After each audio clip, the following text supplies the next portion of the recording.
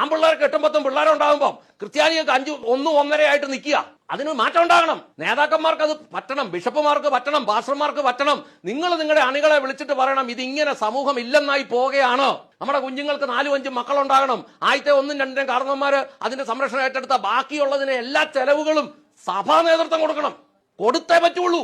Fund raise ചെയ്യണമെങ്കിൽ അത് നിങ്ങൾ പറഞ്ഞാൽ ജനം ഫണ്ട് തരും. അവരുടെ ഹോസ്പിറ്റലുകളിൽ ഈ 3, 4 ഒക്കെ പ്രസവം വരുമ്പോൾ അത് സൗജന്യമായിട്ട് ചെയ്തു കൊടുക്കണം. എന്റെ പൊന്നാരച്ചായ, ഇതിനകത്തൊന്നും ബിഷപ്പിന്റെ ആഹ്വാനോ സഭയുടെ സപ്പോർട്ട് ഒന്നും വേണ്ട. സ്ഥിരമായി തിന്നുന്ന ഉണക്കമീനും കപ്പയൊക്കെ ഉണ്ടല്ലോ, അങ്ങോട്ട് മാറ്റി വെക്കുക.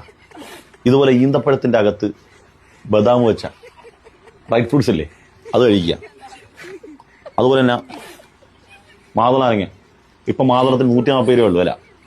ഇഷ്ടംപോലെ മുതലുണ്ടല്ലോ, മേടിച്ച് തിന്നുക, വീട്ടിലോട്ട് പോവുക. ഇതൊക്കെ ആവശ്യമുള്ളതേ. നല്ല ഭക്ഷണം കഴിക്കുക, നന്നായിട്ട് ജീവിക്കുക, മറ്റുള്ളവരെ ഓർത്ത് ആശങ്കപ്പെടാതിരിക്കുക, മനസ്സെപ്പോഴും ഹാപ്പിയാകുക. വീട്ടിൽ വരുമ്പോൾ ഭാര്യനെയും മക്കളെ കാണുമ്പോൾ ഒരു സന്തോഷം ഉണ്ടാവും. നമ്മൾ മറ്റുള്ളവർക്ക് മക്കളുണ്ടാകുന്ന ആ ഒരു സങ്കടത്തെ നമ്മൾ ജീവിക്കുമ്പം നമ്മളെ സംബന്ധിച്ചിടത്തോളം ഒരു ദിവസം പോലും പ്രത്യുൽപാദനത്തിനുള്ളൊരു ആഗ്രഹം തൊലയൊന്നും വരത്തില്ല. നിങ്ങൾ എന്നെ കണ്ടില്ലേ,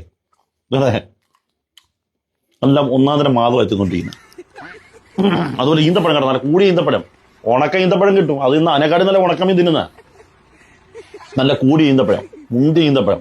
ഈ ലുലുവിലൊക്കെ പോയ 1 കിലോ 2000 വിലയുള്ള ഈന്തപ്പഴം ഉണ്ട്.